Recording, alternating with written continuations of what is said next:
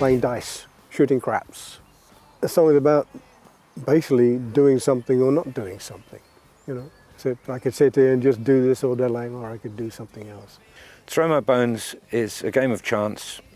The old witch doctors used to throw bones, of animal bones, and pretend that they knew what the future, depending upon which way the bones fell.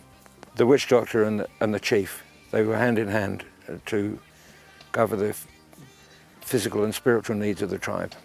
And as time went on, the bones became dice. They started painting the bones, and then they started doing that, and it became a game of chance, and people started making money out of it. And so it's to do with the concept of fortune telling, and I'm thinking to myself, well, actually, I'd rather not know what lies ahead, because it would take all the fun out of it.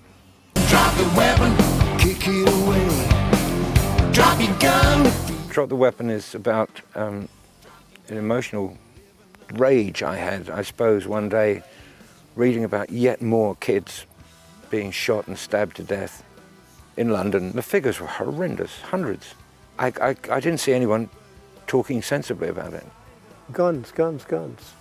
And so many people getting hurt by them for apparently no reason that makes any sense. And so I just sat down and wrote about this kid. They're exploited. And I just put an arm around his shoulder and said, you know, you want to get to a higher position in the gang and everything else, you're just being used. And then it becomes a bit, you know, sort of objective about San Francisco, where the hell did you go? We had enough of that peace and love. It was going back to the idea when society was actually trying through flower power and all those sort of grand ambitions. It didn't last very long, but because it's not in human nature. It's just an arm around a kid's shoulder, a brotherly arm, saying, drop the weapon, walk away, and that sort of thing. Just very heartfelt lyric at the time, on the day. Don't have the gun. Really simple, don't have the gun. Then that won't happen.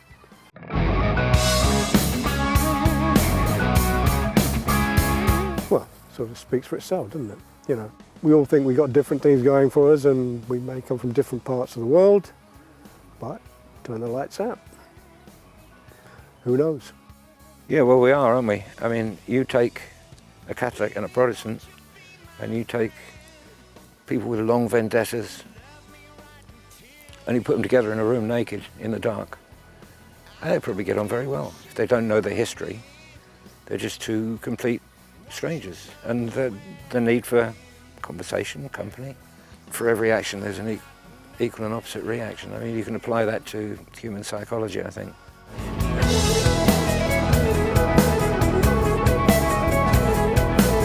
The old lady in the song is Mother Nature. Mother's ruin is alcohol, is gin. This is about the state of the world, being able to breathe and survive, basically. I wrote a line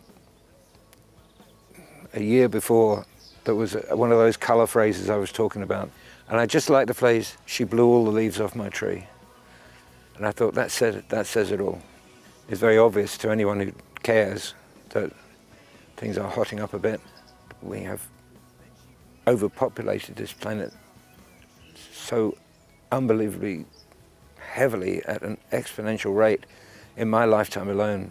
It's fair to say that there's an awful lot of people of this generation who are complacent about it. And so that was the nonchalant walking down the street arm in arm with a few friends and Mother Nature, who you get on with very well. You've known her for a while.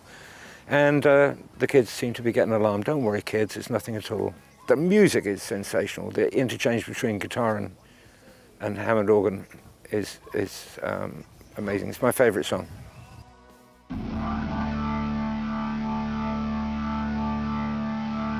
That's the rock and rolly one, you know. The lyrics are pretty self-explanatory, as the track is. It's. I mean, when we heard the backing track, we went, oh, that's so powerful, that's so great, you know. This is about a generic politician, you know. So I remember Roger saying, you know, that's a bit mild, isn't it? Just shut your mouth and go away. You know, we're a rock band. Shouldn't you be saying something a bit more dramatic than that? I Not really, it's a politician. Why should I waste my energy? It's like, go away. It's not, I don't even want to raise my voice. And they're so full of energy and altruism and doing good things for people. And within a few years, they're sucked into the system, they're destroyed, they have no independent voice. They just along for the ride, then they become, a few of them survive. Not one partisan politician that I see or read about today will give the slightest indication that anyone on the other side might have done something right or had a good idea. Everything is wrong. What we want is intelligent people doing what they should be doing, not fighting each other all the time. It definitely doesn't sound like a bunch of guys the age they are playing it. If that had been played by kids in their 20s, nobody would have been the least bit surprised. It's got fire and push and drive, and it's got music. Moving on. That was originally called The Skeleton Waltz, and it is based on a sketch by the Three Stooges, I don't know if you've ever seen them, called Niagara Falls.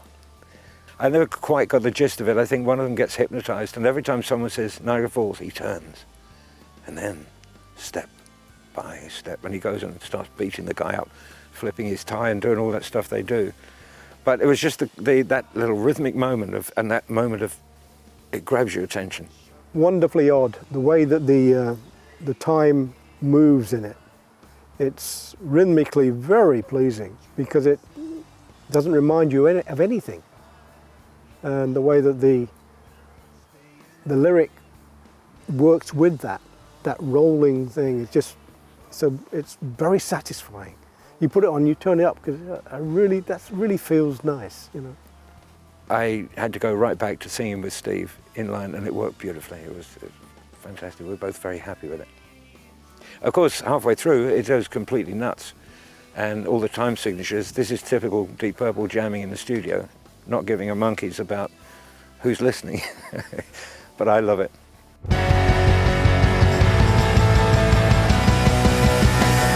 There's always this like dark humour going on within the band. When Bob turned up, it was a Friday. He said, why don't we all go out for dinner on Monday? And someone said, what's the big occasion? He said, well, you know, we're all back together again. And we're all alive. And someone said, well, we better make it Sunday then. Still a mystery to me, but I think it's just that Ian couldn't use the obvious third word. I was looking for a percussive phrase that would fit the vocal break. And originally it was called What the Fuck Happened to You Last Night? And then I thought, well, no, they'll beep it in America. So I said, oh, what happened to you? So it was what? So it's another one of those road stories that we couldn't write when we were kids because we had no experience. But there's such a wealth of memories and stuff to go back on. And little things like 5-string guitars. The 5-string guitars, because no one had a spare string when it broke. So they'd play all night with 5 strings or 4. And they're dancing in every pub in London had an old Joanna and cats who could play rock and roll piano. And it was gone overnight.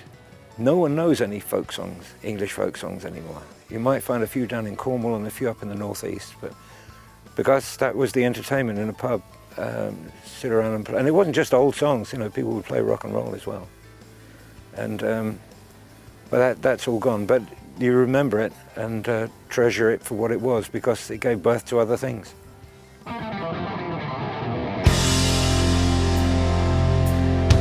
I think it's another nice track, and Ian's lyrics come out of left field there.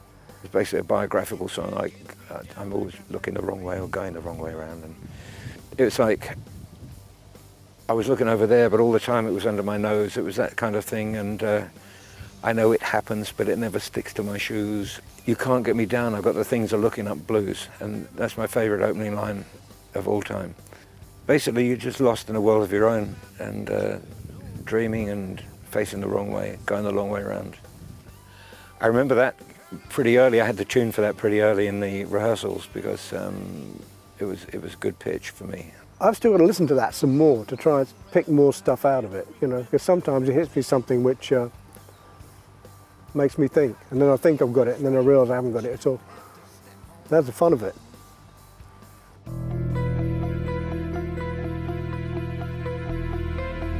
The moon is much more important to us than the sun. Since I was a kid, been writing about how the moon has the power to lift the oceans twice a day. I chuckled when they were talking about solar energy in England, and I laughed at the local supermarket that put up a solar unit to power the information panel in the car park. It was a bit like the Queen's sundial. They put it under a tree, so when the spring came along, it was completely useless. But wind comes and goes in this country, and the rain comes and goes, but the tide is the same every day. We just need hydroelectric skills, turbines, tidal lagoons, and Bob's your uncle. It's not that difficult. The power of the moon is incredible. So, and I respect it enormously. And every one of us has our own moon path. The reflection on the water. I mean, if I'm standing on the beach and you're standing next to me, it's the parallax effect on light reflected from the sun to the moon to you. Pretty awesome thing, but mine's separate to yours. All of these things, if you play with them as exercises when you're writing, you can see images unfolding, and you can see it triggering thoughts that might be crazy, but they make interesting or thought-provoking lyrics.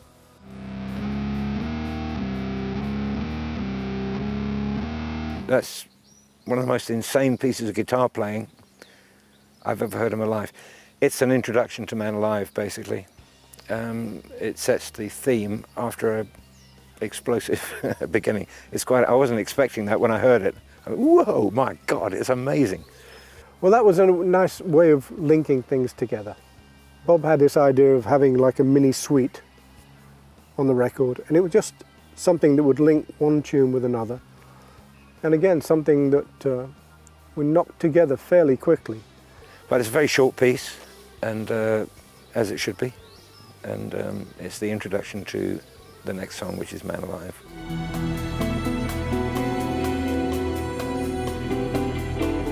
Atmospheric isn't the word for it, it's super atmospheric. The little riff itself is so gloriously simple and so plaintive. You're hooked straight away. Another thing I thought about at times when I was writing was the telepathy between a mother and child. I would look at the eyes of a mother in all species, animals, and when they're holding child or with child, there's a look in their eyes that is they're at one with the child. Then I had the thought of a mother clutching her breast at the very moment that her son fell on a distant battlefield. And these were powerful thoughts that just stayed as pictures in a way. And then as their sort of post-apocalyptic idea came into a lyric for Man Alive, I use it for the setup. The sun sets in the west, the boy has gone to rest, mama clutch her breast. So that's a very quick way of saying there's been a big war and it's all over. Then I referred back to my Tarzan books when I was a kid and imagined the cities being overgrown and taken over by the jungle. Grass that grows on blood-red soil and creatures great and small graze in city streets, and all of a sudden, as the word gets around, something's washed up on the beach. There's an oboe section, there's a different... It's quite symphonic, this piece of music. And then, of course, you end up with a little bit of poetry in the middle of it. That again, is something totally unexpected. And a small, short narrative seemed the only thing to do because I didn't want to encroach on the haunting nature of the music. So it's a little spoken piece, and that's repeated at the end when there's a man washed up on the beach. Just a man. Whoosh. There's one man, is no use to anyone, in terms of survival. Just a man. And that's where whoosh was mentioned. completely independently of the title, but I think it must have triggered it in some way in the back of our minds. But that's really a classic example of how the music comes first with Deep Purple. Again, pretty relevant to what we see on and happening on the planet now. You know, urban blight, you know, things going wrong. And wow, a man alive, how strange is that? You know, because the rest of them, all gone. Yeah. Whoosh.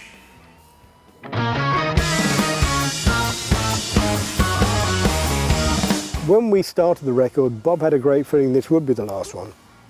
And the Address was one of the first tracks we ever recorded on the first Deep Purple record. So he said it'd be nice to sort of, if it's going to be the last one, make a full circle. So we gave a shot at it. Oh, nothing to say about that, apart from the brilliant performance on cowbell that I did for the song. I think it's all right.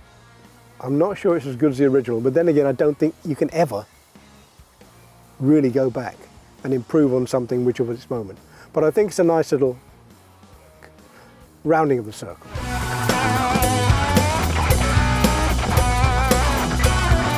I love it. It's very angular and cold.